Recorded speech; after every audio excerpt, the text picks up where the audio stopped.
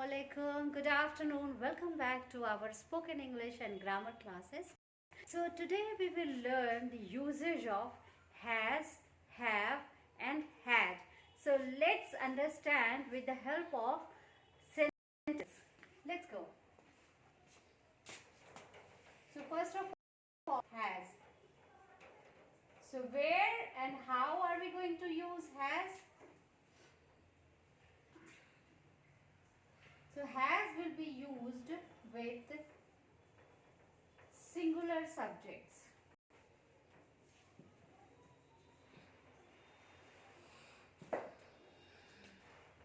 She has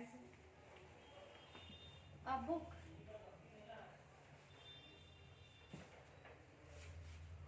He has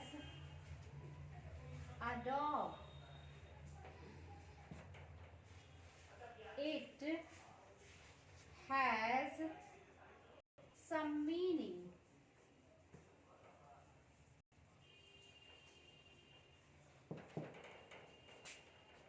So this is how we use has.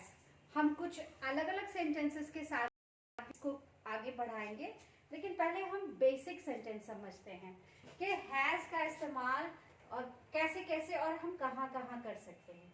So when I से she has a book, उसके पास एक किताब है.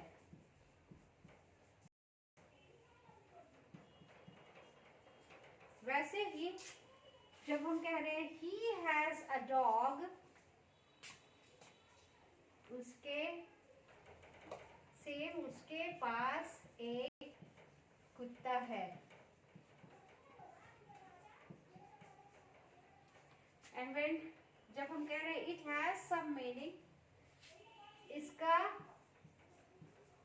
कुछ मतलब है.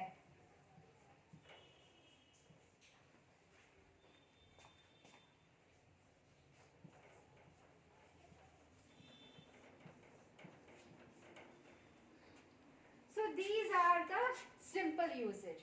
अब चूंकि मैं आपको सिंपल प्रेजेंट पढ़ा चुकी हूँ, मैं आपको प्रेजेंट टेंस पढ़ा चुकी हूँ और प्रेजेंट परफेक्ट पढ़ा चुकी हूँ, तो अब मैं कुछ सेंटेंस ऐसे बनाऊंगी हैज से जो प्रेजेंट परफेक्ट के सेंटेंस हैं. आप इसको नोट कर लें और नोट करके आप इसको रिवाइज कीजिए.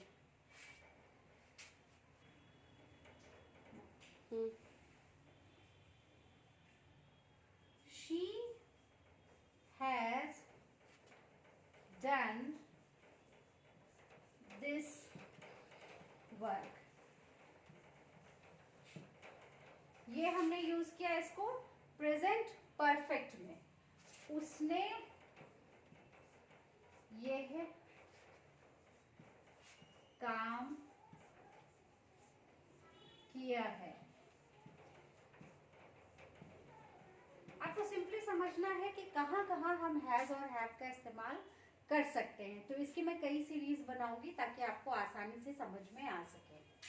तो आज हम पार्ट 1 कंप्लीट कर लेते हैं ताकि आप अच्छे से इसको रिवीजन करें और आपको ये आसानी से समझ में आ जाए ताकि आप अपने बोलचाल की भाषा में इसको इस्तेमाल कर सकें.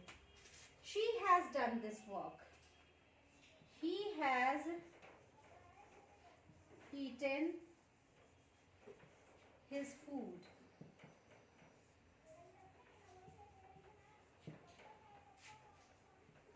उसने अपना खाना खा लिया है.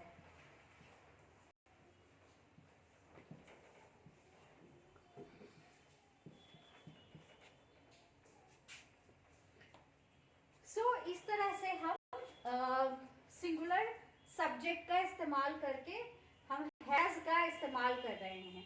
आज मैंने दो तरह से आपको हैज का इस्तेमाल करना बताया सिंगुलर सब्जेक्ट के साथ.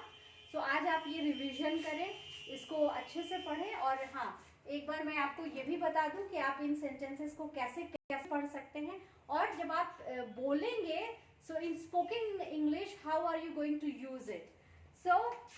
Either you can put your stress here, she has done this work, or you can put your stress here, she has, or you can put your stress here first, sorry, she has done this work, or you can put your stress here, she has done this work. So you can put your stress at 3 places. आप she पे अपना, किसने ये काम किया है, तो उसने किया है, क्या उसने ये कर लिया है, हाँ उसने ये काम कर लिया है, और ये काम किसने किया है, क्या उसने ये काम कर दिया है, so yes she has done this work. उसने कौन सा काम किया है, she has done this work. So first of all she has done this work, उसने ये काम किया है, then she has done this work, उसने ये काम कर लिया है, and then she has done this work, उसने ये काम किया है. So इस तरह से सेंटेंस में अलग अलग जगहों पे अलग अलग वर्ड्स पे आप स्ट्रेस डाल के उसका अलग अलग मीनिंग पता कर सकते हैं, अलग अलग बातों का पता कर सकते हैं. In the same way he has eaten his food. So first of all he has eaten his food. उसने अपना खाना खाया है, दूसरों ने नहीं खाया है. He has eaten his food. उसने अपना खाना खा लिया है. And then he has eaten his food. उसने अपना खाना खाया है, किसी और का नहीं खाया है. So एक सेंटेंस जब हम बोलते हैं ना तो उसमें कई तरह के मीनिंग निकलते हैं.